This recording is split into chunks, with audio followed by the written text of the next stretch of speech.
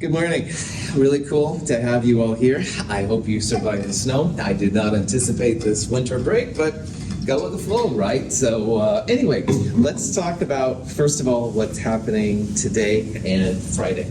And what I'll say is for Friday, section 1, but if you are in section H1, then it'll be a tiny bit different, but mostly the same. All right, so turn in quiz number 5 today. A little bit of flexibility if you want, but try and get it into me today. Now, Friday in this class will be a big day. We're going to take the second midterm exam, and it'll be over chapters, the last 3 chapters, 11, 10, and 9. And so it'll be over the gas laws, intermolecular forces, solutions, stuff like that. We will start a review for that today. I have lost 2 lecture days, so it won't be quite as extensive as I was hoping, but we will do some review and stuff trying to get ready. When you have your midterm, there's several things due because of snow. So problem set number 5 is you'll turn in and watch the recitation video so you can self-correct, hopefully get information, blah, blah, blah from it. The lab that was due last week, the linear regression crystallography lab, you'll turn that in. The freezing point lab we aren't going to do in class. It's going to be the online version, so turn that in. And finally, exam prep 2, a worksheet where there's the question and the answer, show detailed steps how you go from the question to the answer. That'll be due as well. And then after the midterm, we'll do the kinetics part 1 lab. It's not a hard lab or anything like that, but we'll start talking about the use of time when it comes to chemical reactions. Section H1, the quiz would be due for you this afternoon at 1 o'clock. I'm really glad to have you here. It's really strange. We'll figure this out. Questions on anything? Yes, Sam. When doing exam prep 2, answering the questions, is that the same? Do you have to do that differently? You said detailed answers. Yeah, just show your steps, man. All right, yeah, that's all. I want to know that you know how to do it, Samuel. My rationale for these is just to make sure that everybody's on the same page before we go into the midterm. So if you get to question number 3 and you don't know how to do it or something, then reach out to me or the tutors and stuff, and we'll help you figure out what's going on. Good question. Other questions? Okay. I do want to talk about osmosis before we leave this chapter. I won't talk about a lot of this chapter now because I'm trying to cut back, but I do want to talk about osmosis. It's the 4th colligative property, the 4th property of solutions. And we started talking about it a week ago, which seems last year at this point. But osmosis is a phenomenon that happens when you have solvent molecules rushing to a side which is more concentrated. And the punchline of osmosis is that Mother Nature has a desire to make everything the same concentration. So if you have like 1 molar hydrochloric acid and water, the water rushes to the hydrochloric acid side. So it's trying to lower the hydrochloric acid concentration down. Also, if you have 1 molar HCl and 0.1 molar HCl with this semi-permeable membrane in the middle, the 0.1 molar HCl solvent will rush to the more concentrated side. So it wants everything to be the same concentration.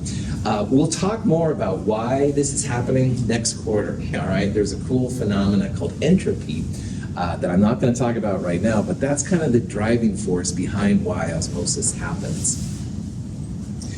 This is just an example of a solution. This is a true YouTube, not the YouTube with cat videos. But anyway, in this one, I think this one's the solvent side, and this is the solution.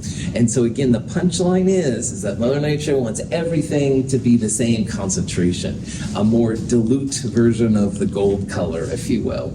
So what's going to happen in this video is the liquid will flow to this side, and you'll actually see the liquid go up a little bit.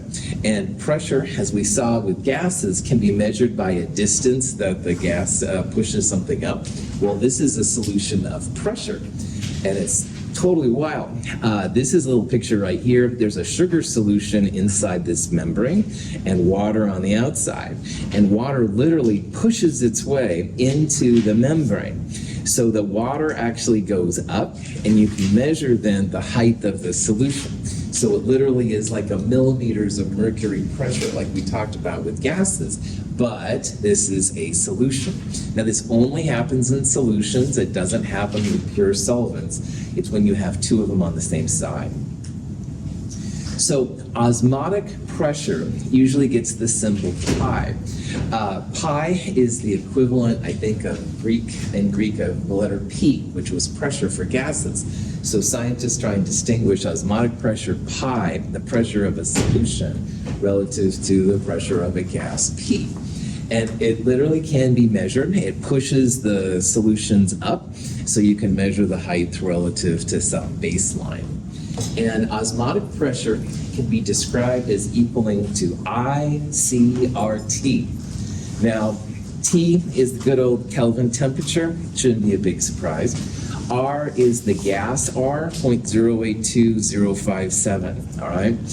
I is something we talked about last week, Wednesday. It's the Van Hoft factor. When you have an ionic compound, like sodium chloride in water, it breaks up into two ions. And I is literally the number of pieces for us that it breaks up into. So sodium chloride has a sodium plus and a chloride minus, two pieces. That would be the I factor. If you had, say, magnesium bromide in water, it would break up into magnesium and two bromides. 1 plus 2, I factor here would be 3. But on the other hand, everything that's covalent, for example, acetone dissolves well in water. Acetone stays acetone. You don't have positives and negatives running around. So all of the covalent things, I factor just equals 1. Questions on that part? Cool. C here is actually the concentration in moles per liter, molarity, all right? And in this chapter, we did so much with molality, mole fraction, weight percent, etc. But this is one time that we're actually just going to use molarity. So this pi is an atmosphere's pressure.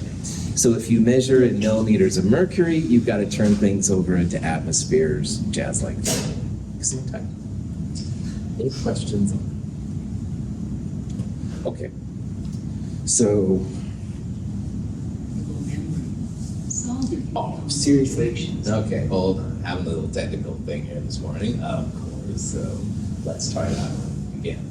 Solution and a pure solvent are separated by a semi-permeable membrane.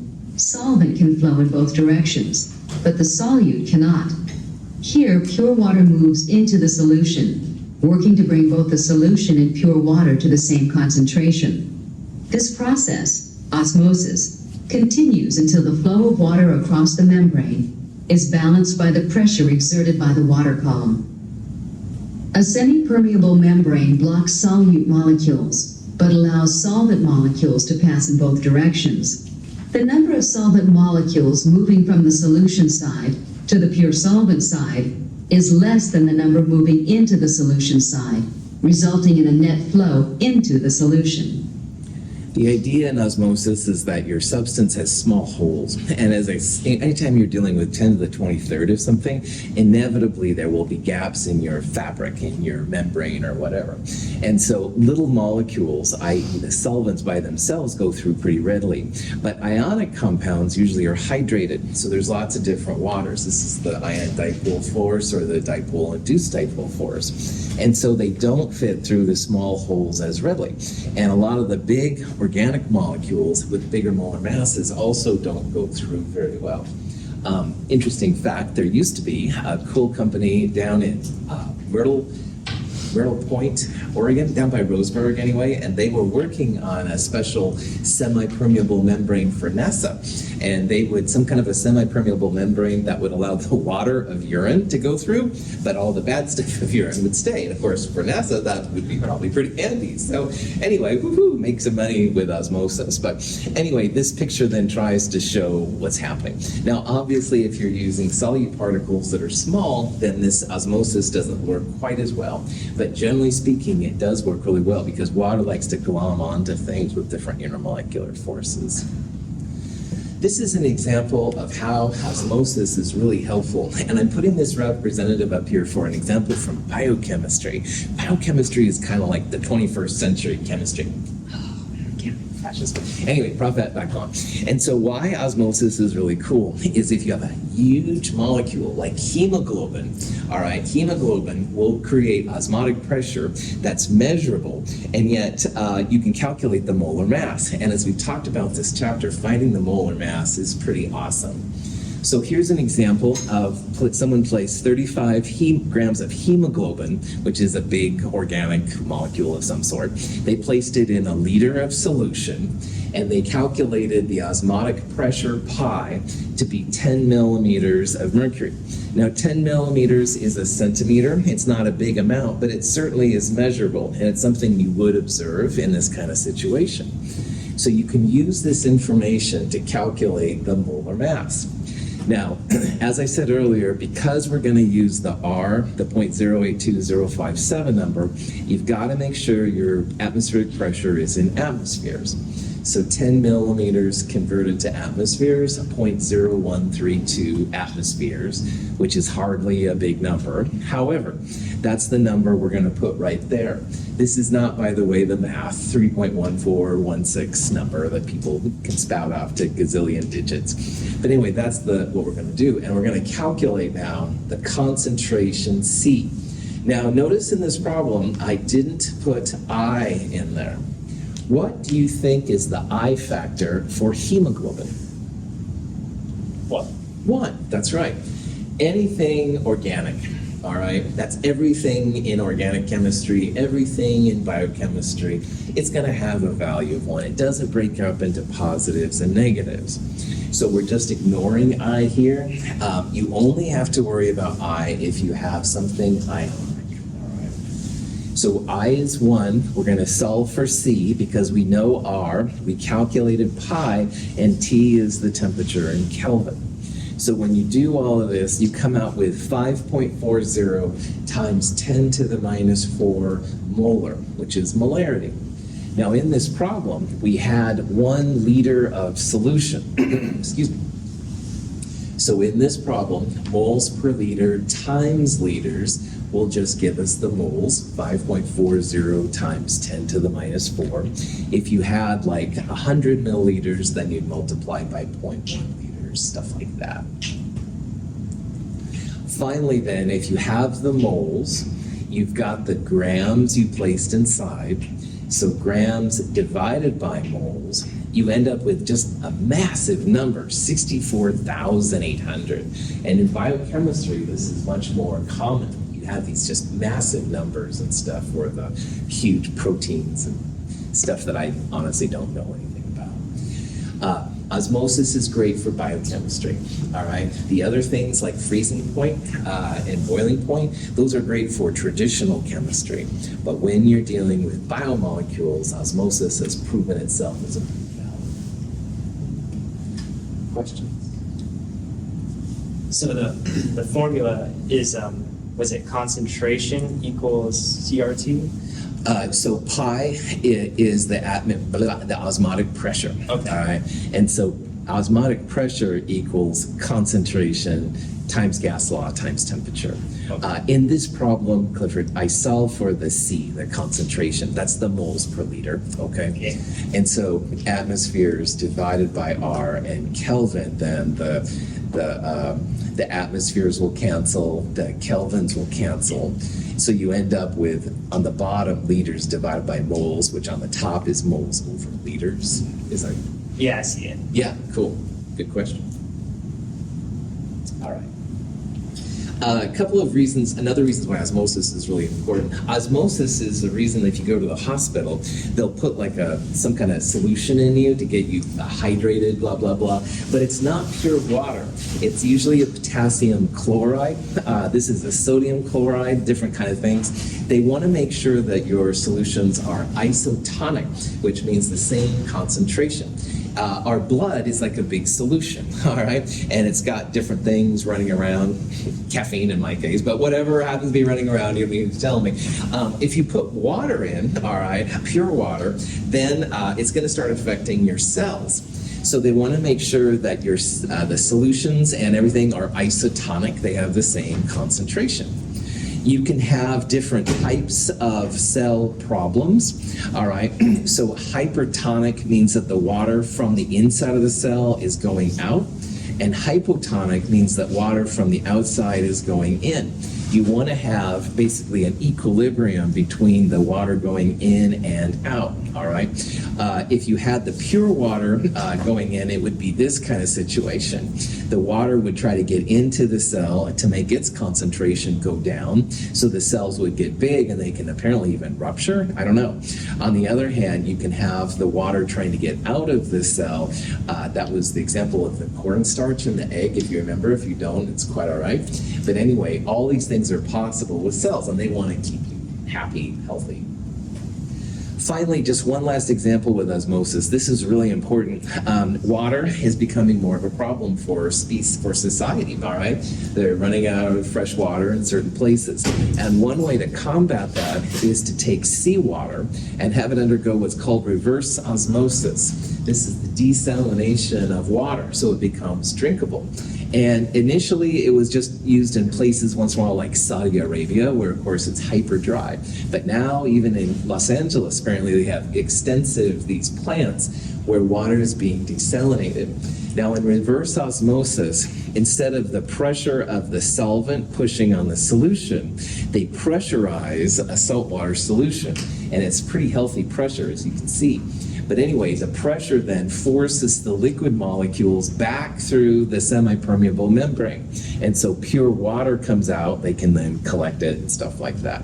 And I have not seen one of these personally, but apparently they have just banks of these huge desalination things where each one of these little tubes is being pressurized in order to get this good water out and keep then the salty kind of stuff in. So it's becoming more important for society.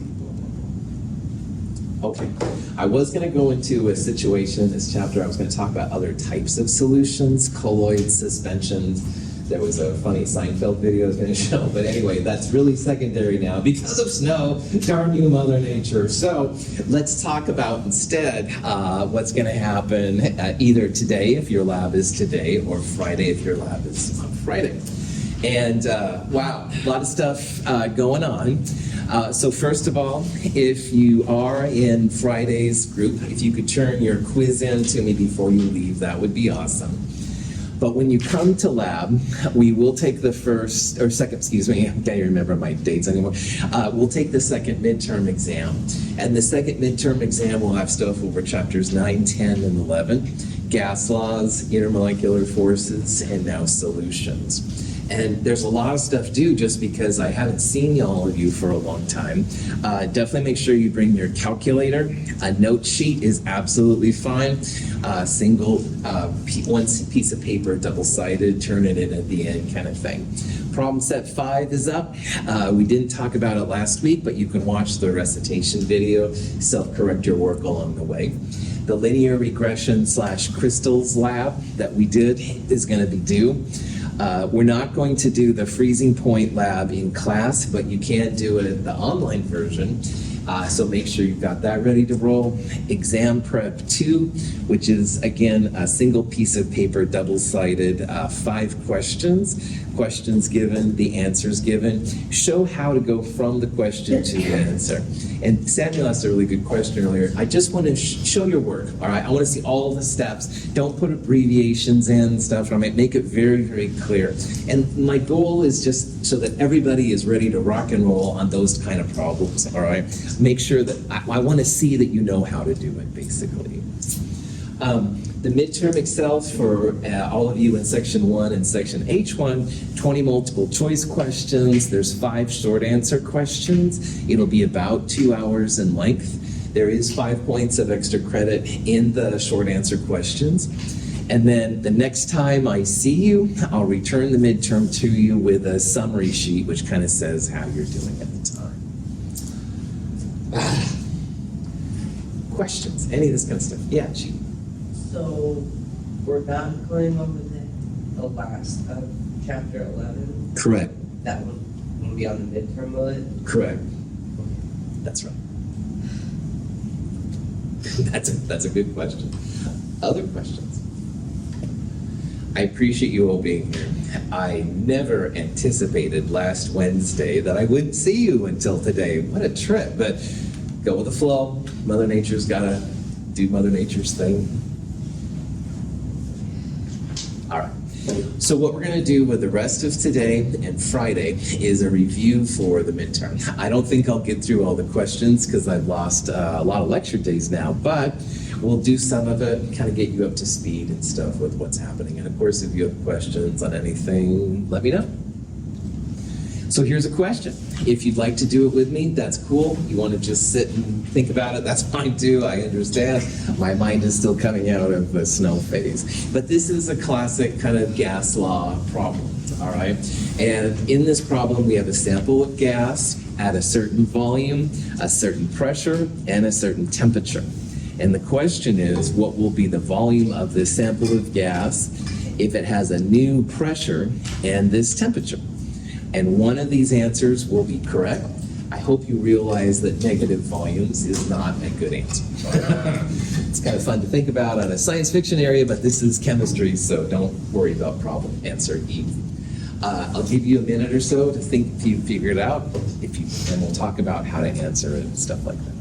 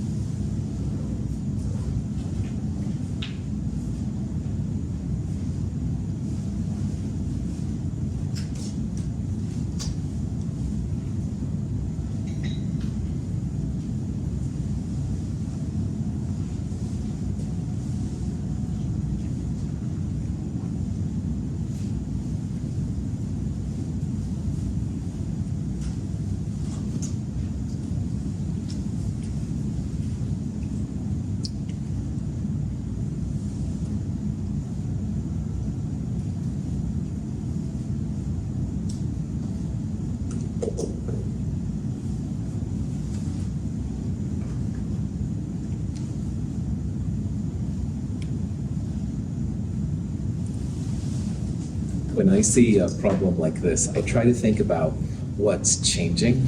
I also try and think about if the sample of gas, if you're adding some or taking away some. And as you can see, we're not changing the amount of gas in this problem. So the moles N of PV equals nRT is not going to change. So then what I usually do is I try to break it down to P1 V1 over T1 equals P2 V2 over T2. So if moles don't change, this is one equation you can use. You don't have to. Now, if you look at this problem, the sample of gas starts at 0 Celsius and it ends at 0 Celsius. So you really don't need the temperature terms at all right? If the thing doesn't change, then T2 over T1 or T1 over T2, whatever, would be the same number. So this problem really breaks down to P1V1 equals P2V2. And you want to solve for the new volume, all right, which is V2. So what I did here is I divided both sides by P2. The P2s will cancel. So you end up with V2 equals P1V1 over P2. If you aren't using R, you can get by with using other types of pressure and volume, all right? So I'm probably just gonna use millimeters of mercury for my pressure, and I'll use milliliters for my volume. There's nothing wrong with turning your volumes to liters and your pressures to atmospheres and doing it that way. As long as the P's are the same and the V's are the same, you're good to go. If this would have had temperature, you definitely would have wanted to convert to Kelvin, because you never want to divide by 0 or deal with negative Celsius values, stuff like that. So anyway, I had an answer here of 463. Here's the V2 equals P1V1 over, I included the temperatures there, but they just are the same. So you don't have to put in 273. If you do, they still cancel out either way. And you can see here, here's the P1V1, there's the P2, 463. As pressure goes down, your volume should go up, all right? PV equals a constant K was one of the things we talked about. So sometimes it helps to visualize these things to make sense of your answers, but honestly, I would probably just plug and chug. Any questions? All right, gas density is also really cool for chemists to know about. The heavier gases will sink to the bottom, the lighter gases will go to the top. And if you look at these gases, you can figure out pretty easily which one is going to have the greatest density at roughly room temperature and pressure. And so on this problem, what I would do is use the other version of the gas law, PM equals dRT. And density and molar mass are proportional to each other. So see if you can figure out which of those will have the greatest density.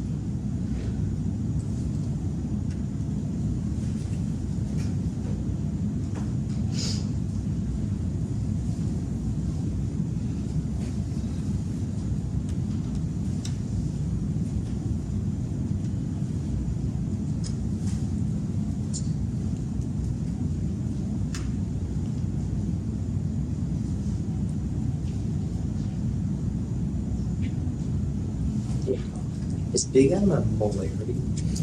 Big M here is molar mass. Okay. Yeah, right on. Molarity we used in the last chapter, of course, but in this chapter, the M is just molar mass. Okay. So figure out which of those has the biggest molar mass.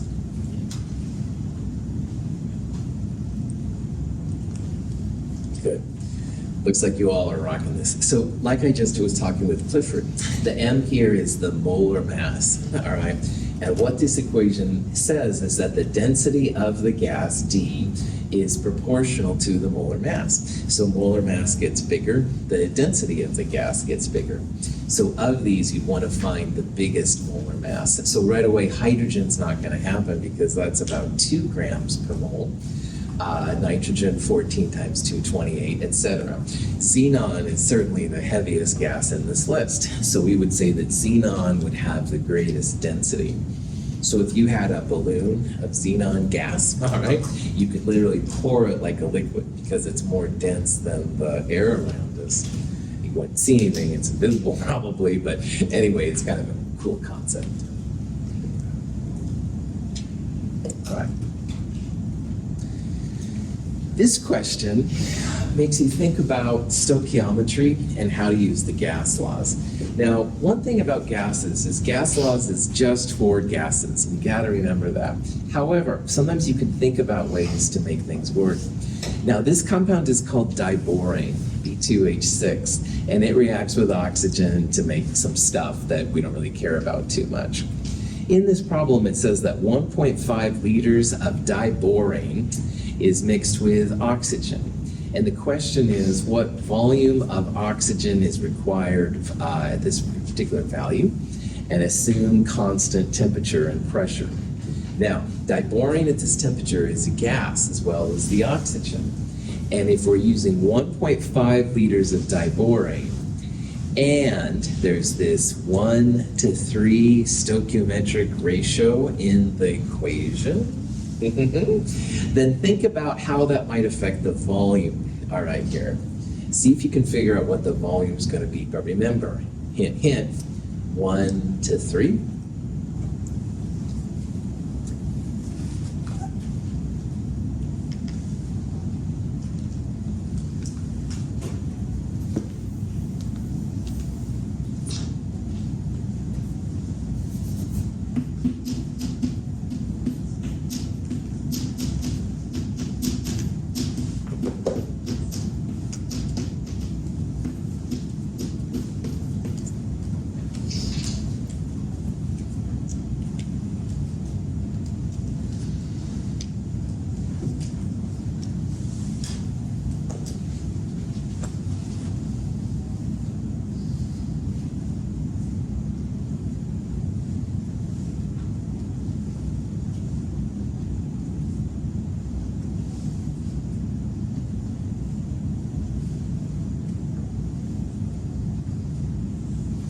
Excellent.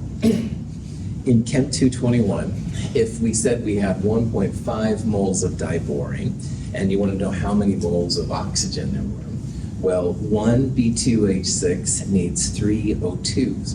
So 1 mole of B2H6 would need 3 moles of O2. So 3 times 1.5 would be 4.5, and you're good to go, all right? In this problem, though, it's not quite that way because we have a volume of gas, all right? Now, if the reaction is done under the same pressure and temperature, all right, then what you can do is go back to PV equals nRT, and I'm going to rewrite this a little bit. V equals N over times RT over P. And why I'm writing it this way is because the pressure and the temperature and R constant are constants, all right? They're not going to change. And writing it this way shows that as moles goes up, your volume will go up, and vice versa, of course.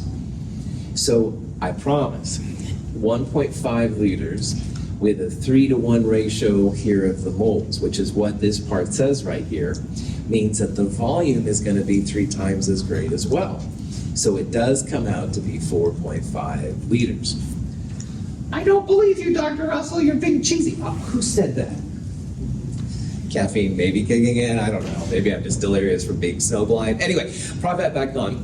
You can still go through and solve for moles of B2H6, all right? Like, assume you're at 1 atmosphere pressure, 273 Kelvin, 298, whatever, all right? Just make sure it's the same. You'll solve for the moles of B2H6. You'll multiply by 3 to go to moles of O2, and then you'll plug it back in here. So whatever 3 times whatever the moles were, times all this stuff, and I promise it comes up to this. This is what they call Avogadro's law. Moles goes up, volume goes up if the pressure is constant, stuff like that. So on the other hand, if you have to guess on something, then remember that most of these things will be proportional. So they'll follow then the patterns and stuff you'd expect for normal stoichiometry. Question? Good. Here's the same reaction once again. By diborane with oxygen making B2O3 and water. And it says put them in order of increasing velocity, all right? Now, you only think about these things for gases. The solids usually just stay there. But gases are always moving, all right? And you can figure out what the average speed is going to be for these things using the molar mass.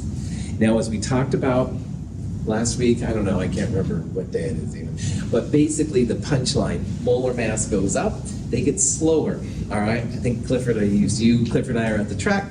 Clifford's going to run a lot faster than I will. I had Domino's recently, I confess. But anyway, yeah, more molar mass means slower, and less molar mass means faster. Clifford would have less molar mass because he doesn't like Domino's, or maybe he does, he's just better at controlling it.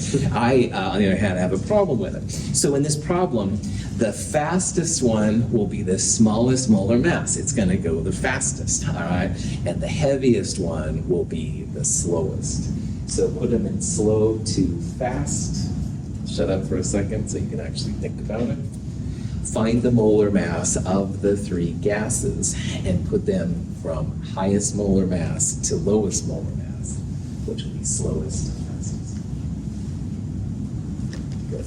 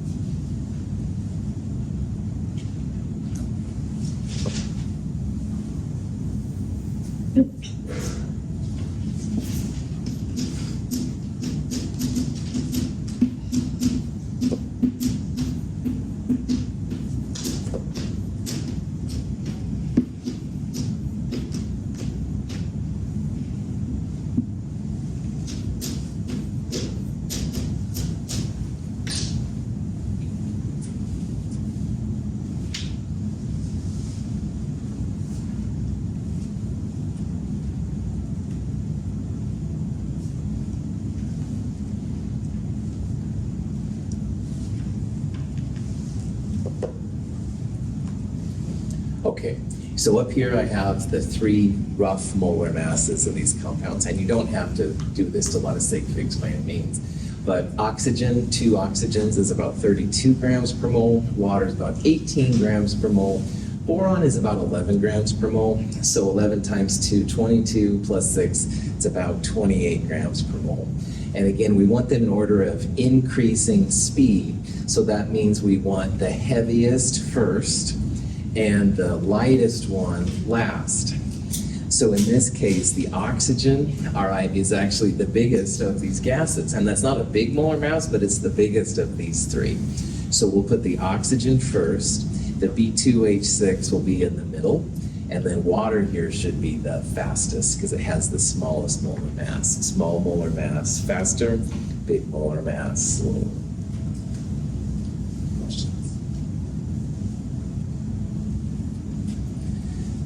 Equal masses of helium and neon are placed in separate containers, but they have the same volume and they have the same temperature. Compare the pressure of the gases. Now, this is a problem like we did in problem set 4, and we did a problem with, I think it was nitrogen and argon. And the important thing here when it comes to pressure is to think about the moles of each gas. If you have lots of moles in a small volume, lots of pressure. On the other hand, if you don't have very many moles, smaller pressure. So see if you can figure out which of these will have the right pressure.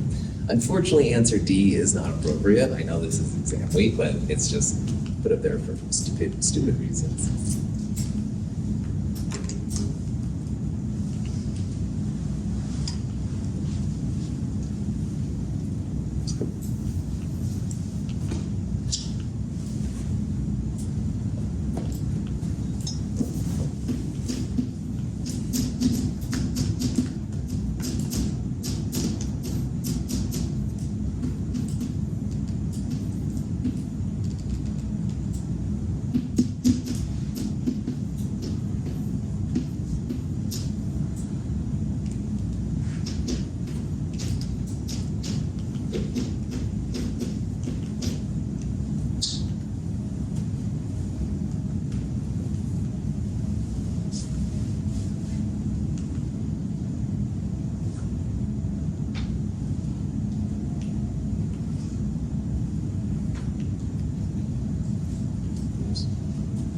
There we go, just turned it on, sorry about that.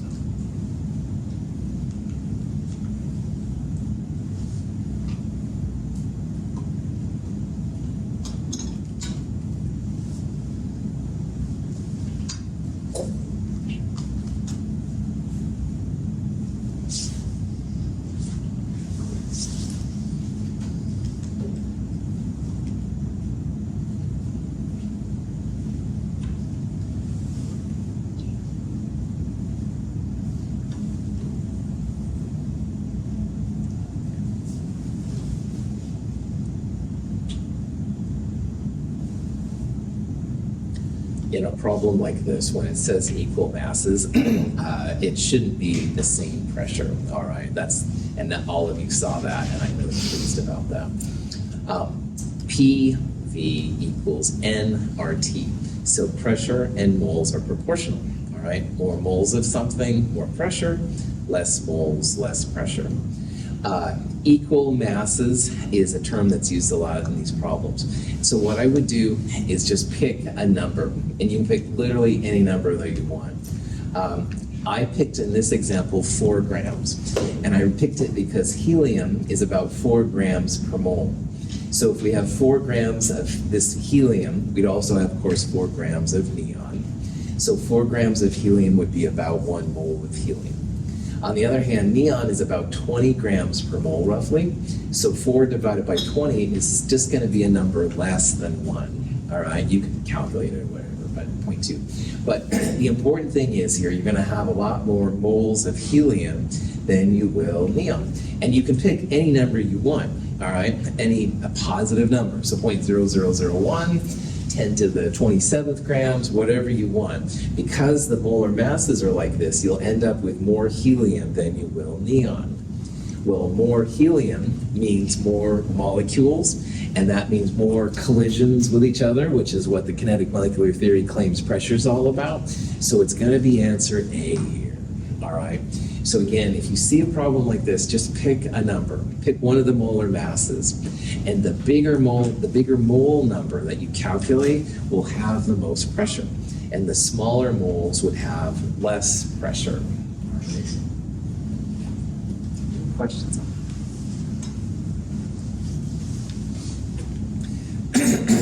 Now we're going to shift over to intermolecular forces. And this is a question about decreasing boiling points. Now, this kind of question, you've got to start thinking about 2 components. Number 1, definitely intermolecular forces, the stronger to the weaker. So hydrogen bonds really strong, dipole, dipole, dipole, induced dipole, induced dipole, induced dipole. But the other thing that you got to think about is molar mass, because boiling is basically taking a molecule and throwing it in the air, and heavier molar masses will be harder to throw in the air than lower molar masses. So see if you can use all that information to figure out which of those would be the ideal decreasing boiling point list.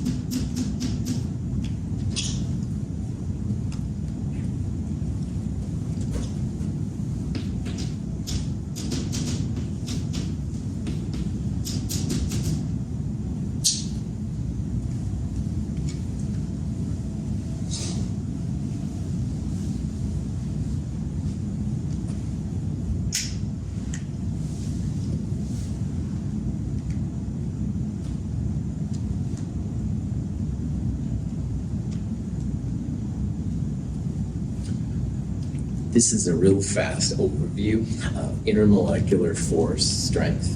And the strongest one is the ion-ion metallic force. This was the pure magnesium, pure sodium, stuff like that we did in lab.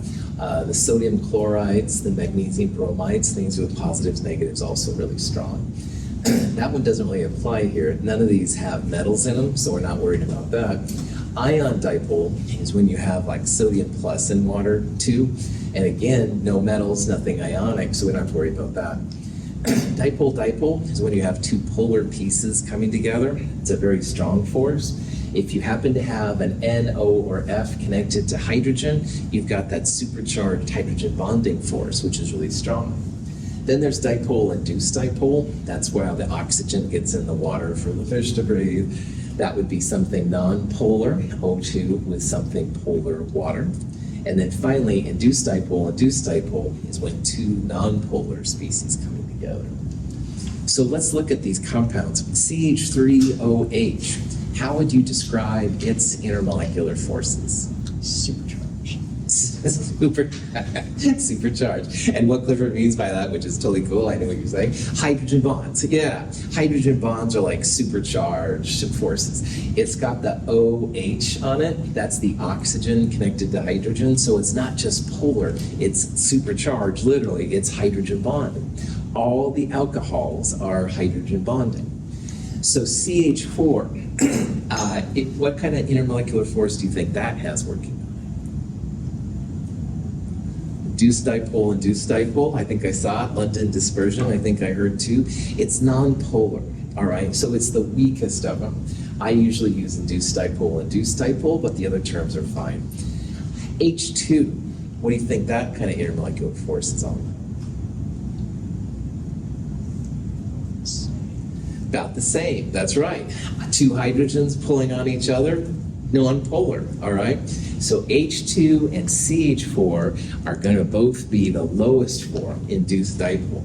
So that means that methanol, CH3OH, has to be the highest boiling point. It's got the strongest forces. It actually has the most molar mass too, but that's not really important here. This guy is going to be way above, and methanol is actually a liquid. Now, these two have the same force. They're both induced dipole. Which of them do you think will have a higher boiling point, CH4 or H2?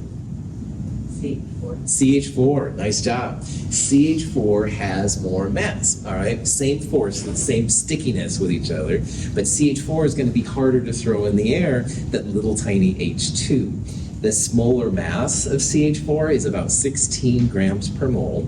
Hydrogen, H2, is about 2 grams per mole. So it takes more to throw 16 in the air than it does 2.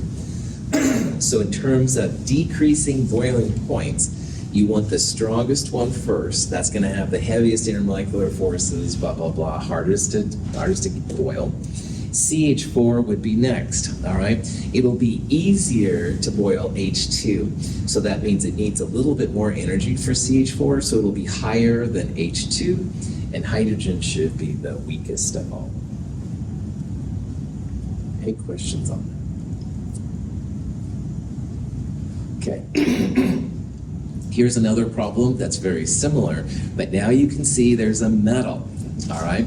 So see if you can figure out what the order of these will be in increasing intermolecular force, i.e. weakest to most strongest force, yeah.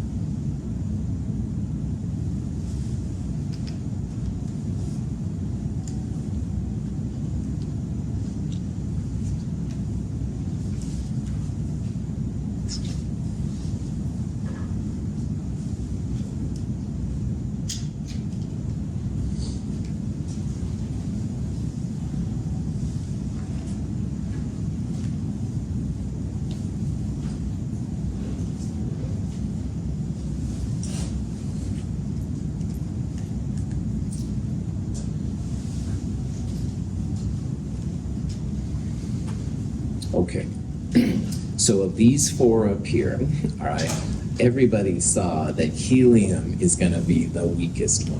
What would be the intermolecular force on helium?